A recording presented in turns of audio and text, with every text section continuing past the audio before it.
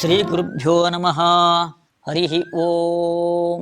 ಕಾಂತಾಯ ಕಲ್ಯಾಣ ಗುಣೈಕಧಾಮ್ನೆ ನವದ್ಯೋನಾಥ ಪ್ರತಿಮ ಪ್ರಭಾಯ ನಾರಾಯಣಾಯಾಖಿಲ ಕಾರಣಾಯ ಶ್ರೀ ಪ್ರಾಣನಾಥಾಯ ನಮಸ್ಕರೋಮಿ. ತಪಸ್ವಾಧ್ಯಾಯ ಶುಶ್ರೂಷಾ ಕೃಷ್ಣ ಪೂಜಾರತಂ ಮುನಿಂ ವಿಶ್ವೇಶಮಿಷ್ಟದಂ ವಂದೇ ಪರಿವರಾಟ್ ಚಕ್ರವರ್ತಿನಂ. ಆಚಾರ್ಯರ ಮಹಿಮೆ. ಪಂಚಭೂತಗಳ ಮೇಲೆ ಪ್ರಭುತ್ವವನ್ನು ಆಚಾರ್ಯರು ಸ್ಥಾಪನೆ ಮಾಡಿದವರು. ಎಲ್ಲ ಭೂತಗಳು ಕೂಡ ಅವರ ಅಧೀನ, ಎಲ್ಲ ಅವರು ಹೇಳಿದಾಗೆ ಕೇಳ್ತಕ್ಕಂಥದ್ದು. ತೇಜಸ್ತತ್ವದ ಮೇಲೆ ತಮ್ಮ ಪ್ರಭುತ್ವವನ್ನು ಆಚಾರ್ಯರು ಪಾಠದ ಸಮಯದಲ್ಲಿ ತಾವು ತೋರಿಸಿಕೊಟ್ರು. ಅದನ್ನು ನಾವು ನೋಡಿದ್ವಿ. ಅದನ್ನು ಮುಂದೆ ಮತ್ತೊಂದು ಮಹಿಮೆ, ಅದನ್ನು ಆ ಶಿಷ್ಯ ವರ್ಣನೆ ಮಾಡ್ತಾ ಇದ್ದಾನೆ.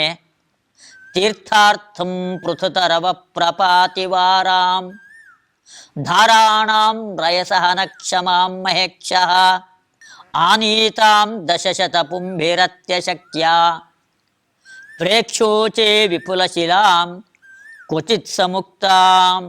ಆಚಾರ್ಯರು ಸಂಚಾರವನ್ನು ಮಾಡ್ತಾ ಮತ್ತೊಂದು ಕಡೆಗೆ ಬಂದಿದ್ದಾರೆ. ಚಿಕ್ಕಮಗಳೂರಿನ ಸಮೀಪ ಭದ್ರಾ ನದಿಯ ದಡ ಇವತ್ತಿಗೂ ಕೂಡ ಕಾಣತಕ್ಕಂಥದ್ದು. ಅಲ್ಲಿ ನೀರಿನ ಪ್ರವಾಹ, ಭಾರೀ ಪ್ರವಾಹ ಇದೆ. ಆ ಪ್ರವಾಹ ಅಲ್ಲಿ ಗ್ರಾಮದಿಂದ ಓಡಾಡ್ತಕ್ಕಂಥವ್ರಿಗೂ ತುಂಬ ಕಷ್ಟ ಆಗಿದೆ, ಸ್ನಾನ ಮಾಡ್ತಕ್ಕಂಥವ್ರಿಗೂ ತುಂಬ ಕಷ್ಟ ಆಗಿದೆ.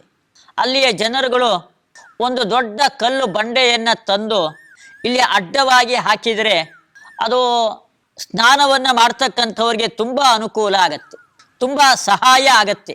ಆದ್ದರಿಂದ ಒಂದು ಬಂಡೆ ಕಲ್ಲನ್ನು ತಂದು ಹಾಕಬೇಕು ಎಂಬುದಾಗಿ ಆ ಗ್ರಾಮದ ಜನ, ಅಕ್ಕಪಕ್ಕದ ಗ್ರಾಮದವರು ಅನೇಕ ಮಂದಿ, ಸಾವಿರಾರು ಮಂದಿ ಬಹಳ ಪ್ರಯತ್ನವನ್ನು ಪಡ್ತಾ ಇದ್ರು.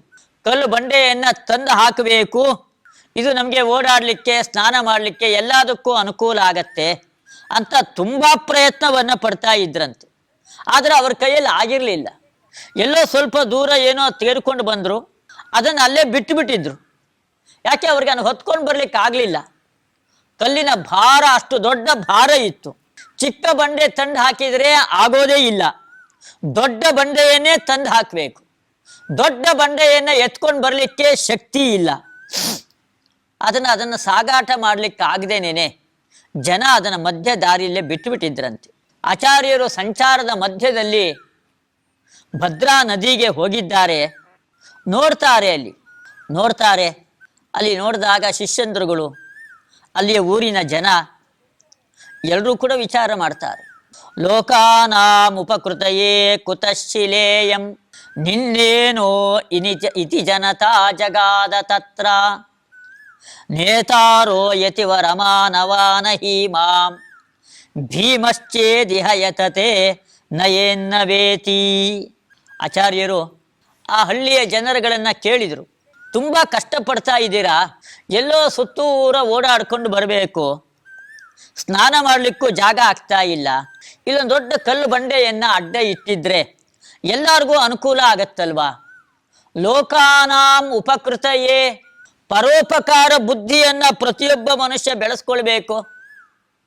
ಎಲ್ಲರೂ ನನಗೇನು ನನಗ್ಯಾಕೆ ಅಂತ ತಾತ್ಸಾರ ಮಾಡ್ತಾ ಕುಳಿತುಕೊಂಡ್ರೆ ಎಷ್ಟು ಕಷ್ಟ ಉಂಟಾಗತ್ತೆ. ಆದರೆ 10 ಜನರಿಗೆ ಉಪಕಾರ ಮಾಡ್ತಕ್ಕಂತಹ ಮನೋಭಾವವನ್ನ ಎಲ್ಲರೂ ಬೆಳೆಸ್ಕೊಳ್ಬೇಕು ಎಂಬುದಾಗಿ ಪರೋಪಕಾರದ ಮಾತು, ಅದನ್ನ ಆಚಾರ್ಯರು ಅವರಿಗೆ ಹೇಳ್ತಾ ಇದ್ದಾರೆ. ಉಪಕಾರದ ಬುದ್ಧಿ ಬೇಕು ಎಂಬುದಾಗಿ. ಯಾಕೆ ಇಲ್ಲಿವರೆಗೂ ಕೂಡ ಬಂಡೆ ಕಲ್ಲನ್ನು ತಂದು ಸ್ಥಾಪನೆ ಮಾಡಿಲ್ಲ? ಅಲ್ಲೇ ಇದೆ, ಅಲ್ಲೇ ಬಿಟ್ಟಿದ್ದೀರಾ. ಅದನ್ನು ಇಲ್ಲಿ ತನಕ ತಂದು ಸ್ಥಾಪನೆ ಮಾಡಿದ್ರೆ ಎಲ್ಲರಿಗೂ ಉಪಕಾರ ಆಗ್ತಿತ್ತಲ್ವಾ ಅಂತ ಆಚಾರ್ಯರು ಅಲ್ಲಿಯ ಜನರುಗಳನ್ನು ಕೇಳಿದ್ರಂತೆ. ನಿನ್ನೇನೋ ಇತಿ ಜನತಾ ಜಗಾದ ತತ್ರ ಜಗಾದ ಜನತಾ. ಅವಾಗ ಅಲ್ಲಿರ್ತಕ್ಕಂತಹ ಜನರುಗಳು ಹೇಳಿದ್ರಂತೆ, ಅಲ್ಲ ಯತಿಗಳೇ, ಅಲ್ಲ ನೀವು ಈ ಬಂಡೆ ಕಲ್ಲಿನ ಬಗ್ಗೆ ಕೇಳ್ತಾ ಇದ್ದೀರಲ್ಲ, ನೇತಾರಹ, ಈ ಬಂಡೆ ಕಲ್ಲನ್ನು ಹೊತ್ಕೊಂಡು ಬರ್ತಕ್ಕಂಥವನು ಯಾರಿದ್ದಾನೆ? ನೇತಾರಹ, ಇದನ್ನು ಹೊತ್ಕೊಂಡು ಹೋಗೋರು. ಮಾನವಾಹ ನಹಿ, ಮನುಷ್ಯರ ಕೈಯಲ್ಲಿ ಬಂಡೆ ಕಲ್ಲನ್ನು ಎತ್ತಲಿಕ್ಕೆ ಸಾಧ್ಯವೇ ಇಲ್ಲ. ಎಲ್ಲ ತುಂಬ ಜನ ಪ್ರಯತ್ನ ಪಟ್ಟಿದ್ದೀವಿ, ಇಲ್ಲಿ ಓಡಾಡೋ ಮಂದಿ ಎಲ್ಲ ಬೇಕಾದಷ್ಟು ಅದರ ಬಗ್ಗೆ ತಲೆ ಕೆಡಿಸ್ಕೊಂಡಿದ್ದೀವಿ, ಆದರೆ ಯಾರ ಕೈಯಲ್ಲೂ ಆಗೋದಿಲ್ಲ. ಅಷ್ಟು ಭಾರವನ್ನು ಹೊರತಕ್ಕಂತಹ ಮನುಷ್ಯರು ಯಾರೂ ಇಲ್ಲ ಎಂಬುದಾಗಿ. ಅಲ್ಲ, ಯಾರೂ ಇಲ್ಲ, ಯಾಕಿಲ್ಲ? ಆ ಜನರು ಹೇಳ್ತಾ ಇದ್ದಾರೆ, ನಾವು ಮಹಾಭಾರತದಲ್ಲಿ ಭೀಮಸೇನ ದೇವರ ಬಗ್ಗೆ ಕಥೆ ಕೇಳಿದ್ದೀವಿ, ಅವ್ರ ಕೈಯಲ್ಲಿ ಆಗ್ತಿತ್ತೋ ಏನು? ಭೀಮನ ಬಲ ಎಂಬುದಾಗಿ ಬಹಳ ಪ್ರಸಿದ್ಧವಾದದ್ದು. ಅದನ್ನು ಆ ಭೀಮಸೇನ ದೇವರೇ ಇವತ್ತು ಇದ್ದಿದ್ರೆ ಅವರು ಈ ಕಲ್ಲು ಬಂಡೆಯನ್ನು ಹೊತ್ಕೊಂಡು ಹೋಗಿ ಆ ಬೇಕಾದ ಜಾಗದಲ್ಲಿ ಅವರು ಸ್ಥಾಪನೆ ಮಾಡ್ತಾ ಇದ್ರು. ಅದರಿಂದ ಅವರ ಕೈಯಲ್ಲಿ ಮಾತ್ರ ಆಗ್ತಕ್ಕಂಥ ವಿಚಾರ. ಅವರ ಕೈಯಲ್ಲೂ ಕೂಡ ಆಗ್ತಿತ್ತೋ ಏನೋ. ನಯೇತ್ ವಾ ಅಂತ ಹೇಳ್ತಾರೆ. ನಯೇತ್ ವಾ ನವ ಆಗದೇನೂ ಇರಬಹುದಾಗಿತ್ತೇನೋ. ಯಾಕೆ ಅಂದರೆ ಅಷ್ಟು ಭಾರ ಇದೆ ಎಂಬುದಾಗಿ. ಆ ಕಲ್ಲಿನ ಭಾರವನ್ನ ಆ ವ್ಯಕ್ತಿಗಳು ಅದೆಷ್ಟಿತ್ತು ಎಂಬುದಾಗಿ ನಿರೂಪಣೆ ಮಾಡ್ತಾ ಇರೋದು. ಅಂಥ ಭಾರವಾದ ಕಲ್ಲು ಅದು ಯಾವ ಮನುಷ್ಯರ ಕೈಯಲ್ಲೂ ಕೂಡ ಆಗೋದಿಲ್ಲ. ಭೀಮಸೇನನ ಕೈಯಲ್ಲೇ ಆಗ್ತಿತ್ತೋ ಇಲ್ಲೋ ಅಂತ ಸಂಶಯ ಪಟ್ಟರು ಜನ.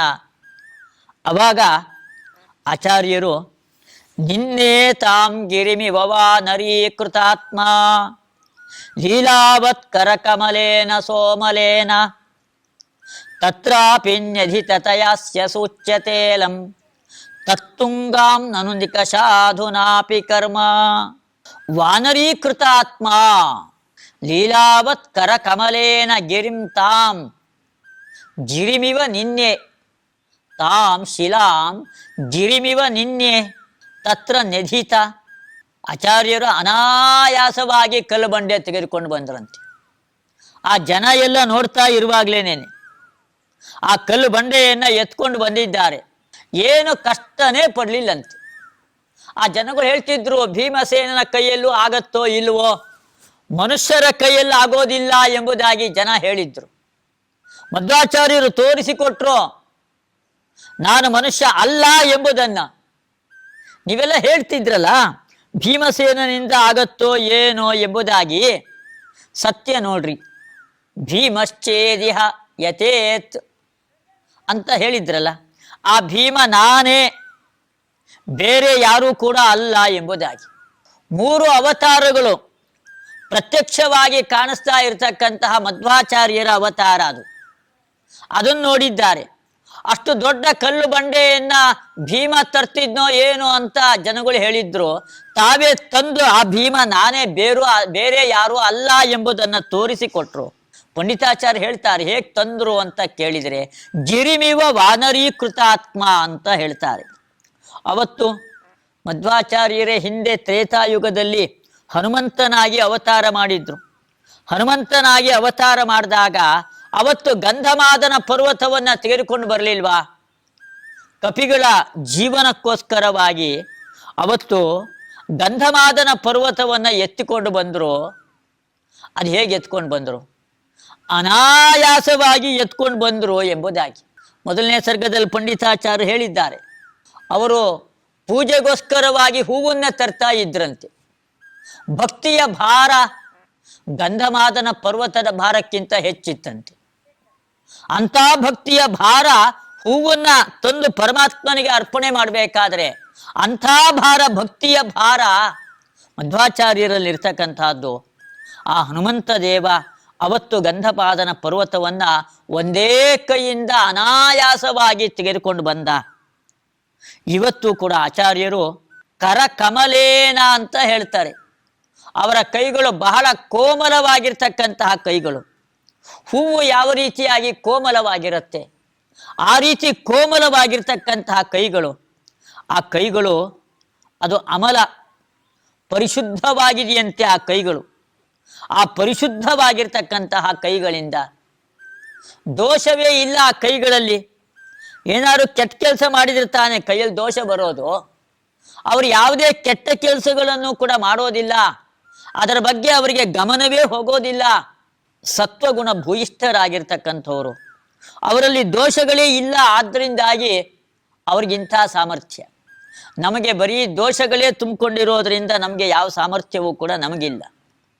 ಹೀಗೆ ಅಮಲೇನ ಲೀಲಾವತ್ ಕರ ಕಮಲೇನ ಅನಾಯಾಸವಾಗಿ ಅದನ್ನು ತೆಗೆದುಕೊಂಡು ಬಂದರು ಅವತ್ತಿನ ದಿವಸ ಆ ಕಲ್ಲು ಬಂಡೆಯನ್ನು ಆಚಾರ್ಯರು. ಆಟ ಆಡ್ತಕ್ಕಂಥ ಮಕ್ಕಳು ಚೆಂಡನ್ನು ಯಾವ ರೀತಿ ತೆಗೆದುಕೊಂಡು ಬಿಸಾಕ್ತಾರೆ, ಆ ರೀತಿ ಚೆಂಡಿನಂತೆ ಅನಾಯಾಸವಾಗಿ ಕಲ್ಲು ಬಂಡೆ ತೆಗೆದುಕೊಂಡು ಬಂದರಂತೆ. ಅದನ್ನು ಸ್ಥಾಪನೆ ಮಾಡಿದರು. ನೆದೀತ ಎಲ್ಲಿ ಸ್ಥಾಪನೆ ಮಾಡಿದರು? ಎಲ್ಲಿ ಇಟ್ಟರೆ ಎಲ್ಲರಿಗೂ ಕೂಡ ಅನುಕೂಲ ಆಗತ್ತೆ, ಪ್ರಯೋಜನ ಆಗತ್ತೆ. ಅದೇ ಉದ್ದೇಶ, 10 ಜನರಿಗೆ ಪ್ರಯೋಜನ ಆಗಬೇಕು ಅಂತ ಅನ್ನೋದೇ ಆಚಾರ್ಯರ ಉದ್ದೇಶ. ತನ್ನ ಸಾಮರ್ಥ್ಯ ತೋರಿಸ್ಕೊಡ್ಬೇಕು ಅನ್ನೋದು ಉದ್ದೇಶ ಅಲ್ಲ. 10 ಜನರಿಗೆ ಉಪಕಾರ, ಸ್ನಾನ ಮಾಡಲಿಕ್ಕೆ ಅವರಿಗೆಲ್ಲ ಅನುಕೂಲ ಆಗತ್ತೆ, ಓಡಾಡಲಿಕ್ಕೆ ಒಂದು ಗ್ರಾಮದಿಂದ ಮತ್ತೊಂದು ಗ್ರಾಮಕ್ಕೆ ಓಡಾಡಲಿಕ್ಕೆ ಅನುಕೂಲ ಆಗತ್ತೆ. ಅದೇ ಉದ್ದೇಶದಿಂದ, ಪರೋಪಕಾರದ ಉದ್ದೇಶದಿಂದಲೇನೆ ಆಚಾರ್ಯರು ಆ ಕಲ್ಲು ಬಂಡೆಯನ್ನು ಅನಾಯಾಸವಾಗಿ ತೆಗೆದುಕೊಂಡು ಬಂದು ಸ್ಥಾಪನೆ ಮಾಡಿದ್ದಾರೆ. ಸರಿಯಾದ ಸ್ಥಳದಲ್ಲಿ ಅದನ್ನು ಸ್ಥಾಪನೆ ಮಾಡಿದರಂತೆ. ಎಲ್ಲಿ ಇಡಬೇಕೋ ಅಲ್ಲೇನೆ ಅದನ್ನು ಇಟ್ಟಿದ್ದಾರೆ. ಚಾಚು ವ್ಯತ್ಯಾಸ ಆಗಬಾರ್ದು, ಸ್ವಲ್ಪನೂ ಹಿಂದೆ ಮುಂದೆ ಆಗಬಾರ್ದು. ಆ ರೀತಿಯಾಗಿ ಆಚಾರ್ಯರು ಕಲ್ಲು ಬಂಡೆಯನ್ನು ಸ್ಥಾಪನೆ ಮಾಡಿದರು. ಇಂತಹ ಅದ್ಭುತವಾದ ವ್ಯಾಪಾರ ಆಚಾರ್ಯರು ತೋರಿಸಿಕೊಟ್ಟಿದ್ದು ಅಂತ ಶಿಷ್ಯ ಅದರ ನಿರೂಪಣೆಯನ್ನು ಇಲ್ಲಿ ಮಾಡ್ತಾ ಇದ್ದಾನೆ. ಪಂಡಿತಾಚಾರ್ಯರು ಹೇಳ್ತಾರೆ, ಅಧುನಾಪಿ ತುಂಗಾಂ ನಿಕಷ ತತ್ಕರ್ಮ ಅಲಂ ಸೂಚ್ಯತೆ ನನು. ಇವತ್ತಿಗೂ ಕೂಡ ಅದನ್ನು ನೋಡಬಹುದಷ್ಟೇ. ಮೈಸೂರಿನ ತುಂಬ ಹಿಂದಿನ ಗೆಸಿಟಿಯರ್ ತೆಗೆದು ನೋಡಿದರೆ ಅಲ್ಲೂ ಕೂಡ ಇದರ ಬಗ್ಗೆ ದಾಖಲೆಗಳಿದೆ. ಮೈಸೂರು ಸರ್ಕಾರದ ಗೆಸಿಟಿಯರ್ನಲ್ಲಿ ಇದರ ಬಗ್ಗೆ ಬೇಕಾದಷ್ಟು ದಾಖಲೆಗಳಿದೆ. ಆ ಕಲ್ಲಿನ ಮೇಲೆ, ಆ ಕಲ್ಲು ಬಂಡೆಯ ಮೇಲೆ ಏಕೇನ ಹಸ್ತೇನ ಆನೀತಾ ಶಿಲಾ ಎಂಬುದಾಗಿ ಒಂದು ವಾಕ್ಯವನ್ನು ಕೂಡ ಅಲ್ಲಿ ಬರೆದಿದ್ದಾರೆ. ಮಧ್ವಾಚಾರ್ಯೇಣ ಏಕೇನ ಹಸ್ತೇನ ಆನೀತಾ ಶಿಲಾ ಎಂಬುದಾಗಿ ಆ ಕಲ್ಲು ಬಂಡೆಯ ಮೇಲೆ ಇವತ್ತಿಗೂ ಕೂಡ ಬರೆದಿರೋದನ್ನು ಅದು ನೋಡಬಹುದು. ಆ ಕಲ್ಲು ಬಂಡೆ ಮೇಲ್ಗಡೆಗೆ ಸನ್ಯಾಸಿಗಳು ಹಿಡ್ಕೊಳ್ತಕ್ಕಂತಹ ದಂಡ, ಅವರ ಕೈಯಲ್ಲಿರ್ತಕ್ಕಂತಹ ಕಳಶ, ಆ ಊರಿನ ಹೆಸರೇ ಕಳಶ ಎಂಬುದಾಗಿ ಸನ್ಯಾಸಿಗಳ ಚಿಹ್ನೆಗಳು ಆ ಕಲ್ಲು ಬಂಡೆ ಮೇಲೆ, ಅದೆಲ್ಲವನ್ನೂ ಕೂಡ ಇವತ್ತಿಗೂ ಕೂಡ ನೋಡಬಹುದು. ಇವತ್ತಿಗೂ ಕೂಡ ಆಚಾರ್ಯರ ಸಾಮರ್ಥ್ಯಕ್ಕೆ ಅದೊಂದು ದಾಖಲೆಯಾಗಿ, ಸ್ಪಷ್ಟವಾಗಿ, ಪ್ರತ್ಯಕ್ಷವಾಗಿ ಅದೆಷ್ಟು ಸತ್ಯ ಆಚಾರ್ಯರ ಮಹಿಮೆಗಳು ಎಂಬುದಾಗಿ, ಅದು ಯಾವುದೂ ಸುಳ್ಳಲ್ಲ ಮಧ್ವ ವಿಜಯದಲ್ಲಿ ಹೇಳ್ತಾ ಬಂದಿರೋದು ಎಂಬುದಕ್ಕೆ ಸ್ಪಷ್ಟ ದಾಖಲೆಗಳಾಗಿ ಇವತ್ತು ಆ ಕಲ್ಲು ಬಂಡೆ ಇವತ್ತೆಲ್ಲರಿಗೂ ಕೂಡ ಕಾಣಿಸ್ತಾ ಇದೆ. ಹೀಗೆ ಆಚಾರ್ಯರು ತುಂಗಾ ನದಿಯ ದಡದಲ್ಲಿ ಇಂತಹ ಮಹಿಮೆಯನ್ನು ಅವರು ತೋರಿಸಿದರು ಆಚಾರ್ಯರು.